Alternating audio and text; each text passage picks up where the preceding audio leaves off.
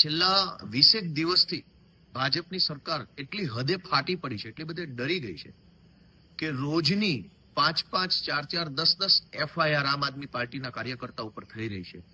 ગઈકાલે રાત્રે 2 વાગ્યે કોડીનાર પોલીસ દ્વારા, સુરેન્દ્રનગર જોરાવરનગર પોલીસ સ્ટેશન દ્વારા અને પોરબંદર પોલીસ દ્વારા અડધી રાત્રે આમ આદમી પાર્ટીના કાર્યકર્તાના ઘરે જઈ ધાકધમકી, દાદાગીરી, ગુંડાગીરી કરી.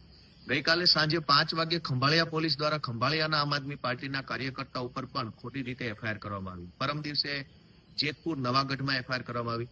આખા ગુજરાતમાં એફઆઈઆર થઈ ગઈ છે, કેમ કે ભાજપ સરકારના એકદમ કહેવાય છે કે ડર લાગી ગયો છે. અમારા દ્વારકા જિલ્લાના ખંભાળિયાના આમ આદમી પાર્ટીના કાર્યકર્તાઓને ખોટી રીતે પોલીસે ધરપકડ કરી એના મોબાઈલમાંથી ચૂંટણીનો ડેટા કઢાવવાની દાદાગીરી કરતા હતા. અને એટલે હમણાં અત્યારે આજે 1 તારીખે બપોરે 2:30 વાગ્યાની વાત હું કરું છું કે ઈશુદાન ગઢવી પોલીસ સ્ટેશન ગયા તો પીઆઈએ અત્યારે એમને પણ પોલીસ સ્ટેશનની અંદર ધરપકડ કરી લીધી.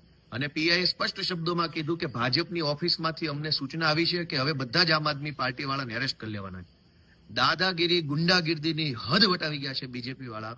ઈશુદાન ગઢવીને અત્યારે દેવભૂમિ દ્વારકા જિલ્લાના ખંભાળિયા પોલીસ સ્ટેશનના અધિકારીઓએ એરેસ્ટ કરી લીધા છે અને બેસાડી દીધા છે અને દાદાગીરી કરે છે પોલીસ કે અમને ઉપરથી ભાજપમાંથી સ્પષ્ટ આદેશ છે કે આખી ચૂંટણીની અંદર ભાજપ આમ આદમી પાર્ટીના બધા લોકોને એરેસ્ટ કરવાના છે. આ દાદાગીરીની સામે અમારી લડાઈ છે. હું ગુજરાતની જનતાને જાગૃત કરવાની વિનંતી કરું છું કે ચૂંટણી આવી રહી છે, હવે આ ગુંડાઓ, લફંગાઓ, અંગ્રેજોની ઓલાદોને રજા આપવાનો સમય આવી ગયો છે. અને ઈશુદાનભાઈ ગઢવીને ખંભાળિયા પોલીસે અત્યારે એરેસ્ટ કર્યા છે. જે કોઈ પણ મિત્રો ત્યાં પહોંચી શકે એમ હોય તે પહોંચે. જય જય.